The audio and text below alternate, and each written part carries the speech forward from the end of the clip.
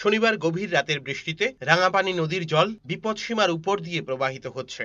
নদীর জল নদীর দুধারের কৃষকদের সবজির জমিগুলিকে ভাসিয়ে দিয়েছে। চরিলামের থালাভাঙা, বালুয়াছড়ি, ছেচুরিমাই, দক্ষিণ চরিলাম এলাকার রাঙাপানিয়া নদীর দুধারের সবজির জমিতে জল জমে গিয়েছে, যার ফলে চিন্তিত কৃষকরা। লাউ, কাঁচা লঙ্কার ক্ষেত, কারকোল, কচু, ঢেঁড়স, ঝিঙে, উচ্ছে, বেগুন ইত্যাদি চাষের জমিতে জল জমে রয়েছে, যার ফলে সবজি গাছের গুড়াগুলি পচে যেতে পারে বলে কৃষকরা দুশ্চিন্তায় ভুগছেন। সবচেয়ে বেশি ক্ষতিগ্রস্ত হবে লাউ ক্ষেতগুলি, এমনটাই জানিয়েছেন কৃষকরা।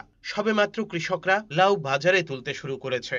ভালো দাম পাচ্ছেন লাউয়ের। প্রতি লাউ 40 থেকে 50 টাকা করে বিক্রি করছে কৃষকরা। হঠাৎ করে রাতের বৃষ্টিতে জমিতে জল জমে যাওয়ায় গভীর চিন্তিত কৃষকরা। জল অতি দ্রুত জমি থেকে যদি না নামে তাহলে সবজি ক্ষেত পচে যাবে। এমনিতেই শীতের ফসল বাজারে সবেমাত্র উঠতে শুরু করেছিল। হঠাৎ এই রাতের বৃষ্টি বাজারে আবার সবজির দামে আগুন ধরাবে বলে সাধারণ নাগরিকদের অভিমত।